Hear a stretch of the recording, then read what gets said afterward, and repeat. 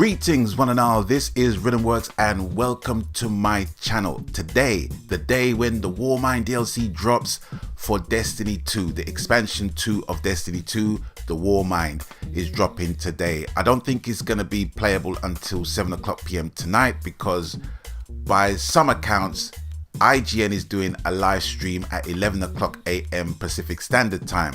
So 8 hours from that will be 7 o'clock the following evening.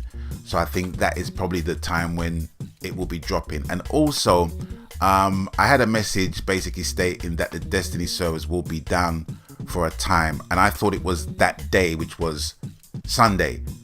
But one of my brethren says, no, it's for the 8th. And I thought, okay, well, they're doing some downtime, obviously, for the Warmind and stuff. So that's how it is. So for me, I'm just going to be waiting patiently, getting some stuff done, and then hopefully do a stream later on tonight for the Warmind. But in between time, I was checking out a stream from my brethren, Press to Play, who incidentally is going to be purchasing the Warmind DLC. He's had it on pre-order, and he's been getting back into it just like how I have been getting back into it after a lengthy absence from the game, and he's doing pretty well. However, I've got to say, Press or Play, I'll call him Play. Everybody else calls him Press, but I call him Play. However, Play, I noticed in the stream that you had a brethren called You Ain't Ready, who I've noticed in Crucible quite a bit when I used to play Destiny a lot. And his advice, while some of his advice is pretty good, it's really just down to your gameplay. It's just finding the right weapon to your gameplay. I mean, people can swear by Sweet Business and Last Hope, but if your gameplay doesn't optimizes the use of those weapons, then it doesn't really make sense. So it's kind of pointless suggesting weapons, a particular weapon or two weapons in particular, to basically play the game, because your play style doesn't match the weapons that is suggested to you. You know what I mean? Not saying that his choices are wrong or anything like that, but it's just gameplay. It's the way you play the game, and it's the weapons that matches the gameplay. So here's the thing.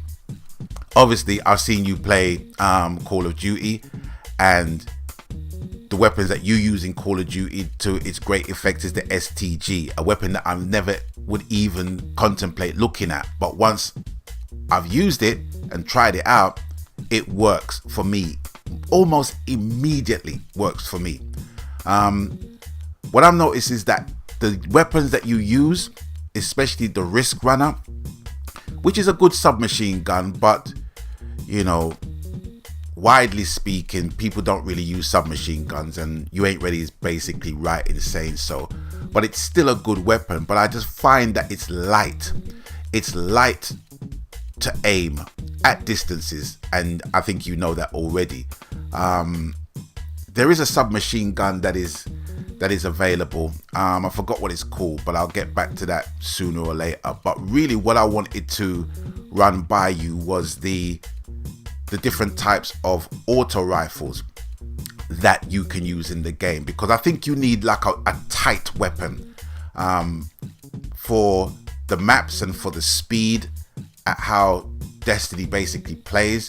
You're gonna need like a very handy mid-sized weapon, or a small weapon, a small AR weapon, you know, that will basically enable you to move quickly around the map.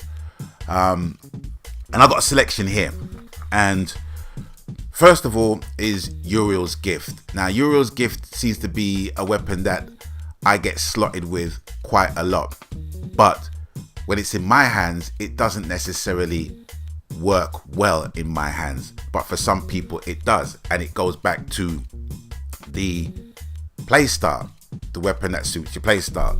So Uriel's Gift might work for you. Also, if you're able to get it, try and get the Number.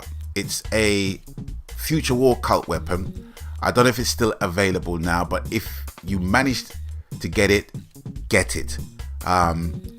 Because in comparison to the Risk Runner, what I'm finding out by watching your streams is that you need a more heavier gun to carry, not altogether heavy like the Sweet Business. Oh, and by the way, you need to put down the Sweet Business. Put that down, because I know your play style, and that doesn't suit your play style play. You know what I mean? Seriously. So I would suggest dispensing with Sweet Business. At first, everybody was raving about that weapon, but it's not highly rated anymore because it's very cumbersome to carry, and unless you're going to be hanging back away from your teammates, I wouldn't suggest lugging that thing around. It's just like, it's like luggage. Let me see what else. Also, Martyr's Make. That is my weapon. That is what I use, and I find that to be a very good weapon to use because it enables me to hang back and to pick out people.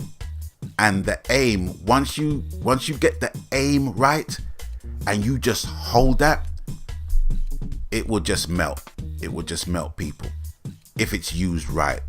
Risk Runner melts people, but the caveat is that you have to bear in mind that it's going to be a light weapon to carry and the aim is not that tight. And in Destiny, and in certain maps in Destiny, and especially in Control, where you have your teammates going all over the place, sometimes they will get in the way, sometimes they'll steal your kills and all that kind of stuff.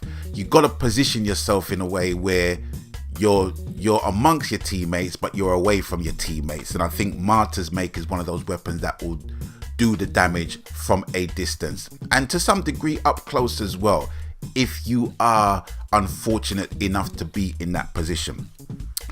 Let me see what else. Don't overlook the blue weapons either.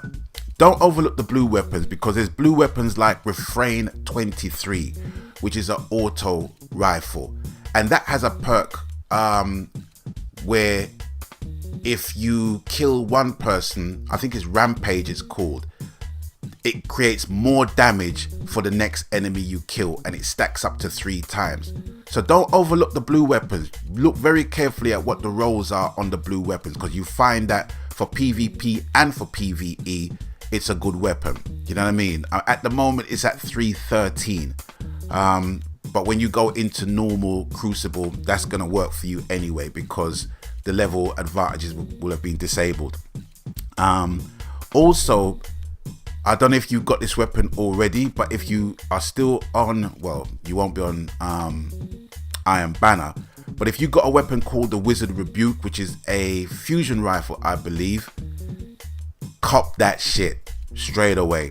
That does serious damage as well.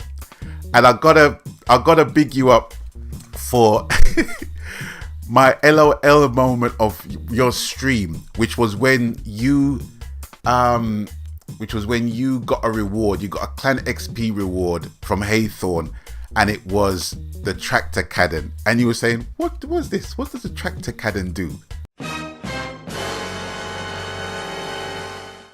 Are you fucking kidding me? That's one of the most sought after shotguns in the game. I have been rinsing that game, this game, Destiny 2, for as long as you've been seeing my streams, and I can't get that freaking exotic. And you just casually said, well, what's that? Look at that thing in action, man. That shotgun melts. And going into the Warmind, you're gonna see how much damage that shit can do, man. So take notice of that exotic weapon you've got right there, the tractor cannon. Awesome bit of kit. But in summary, basically, it's just down to your gameplay, your game style. And I've watched enough of your streams to know what your game style is and the weapons that you use according to your game style. And another thing that's very important that you ain't really addressed is your radar, man. Your radar.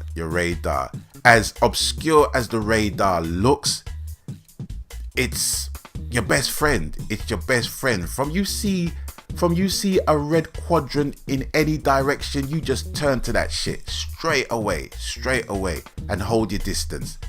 And you'll just see them coming out of nowhere, because they're trying to figure out where the enemy is by looking at that same quadrant in another direction.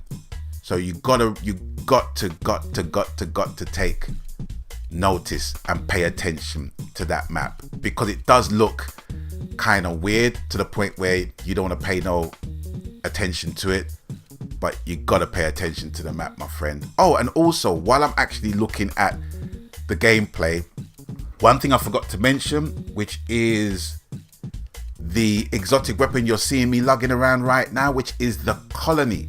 The Colony is a weapon where basically it's a grenade launcher, and it fires seeking grenades. So what people do, and they're using it a lot in Crucible and Iron Banner, what they do, in front of the enemy, they shoot it at the ground, and then the grenade just basically just goes rounds and seeks the enemies. I think you get 4 rounds, and I think with 2 rounds you get 1, depending on how much they're damaged, because sometimes you might get lucky. You might fire 1 and it just kills them in 1. Just depends on the damage that the enemies has received up to that point. But the Colony, cop one of them if you're able. Well, I say cop one of them, but you won't be able to unless you get it as a drop, I guess. But the Colony is a good one to use in Crucible. So in summary, that's basically it. Press play. I keep calling you press. I don't call you press, I call you play. So play.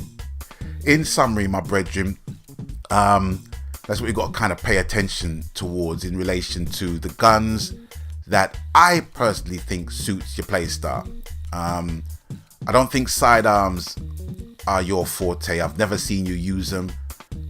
And yes, you can learn to use them, but I just don't think that you are that type of player that is going to get up close to people unless it's absolutely necessary. Do you know what I mean? So take my advice if you want to or not. It's up to you. But anyway, with that, I'm going to bid you guys adieu for now. And as always, you don't know the cool, whatever the game, media, platform, format, genre, happy gaming, because that's what it's truly about, ladies and gentlemen, boys and girls. And until I catch you on the next one, people, stay blessed.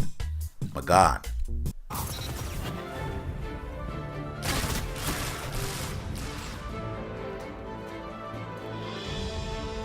10 seconds. Zone C lost. Zone B captured. Zone advantage is yours. You make an excellent scout. A clean victory.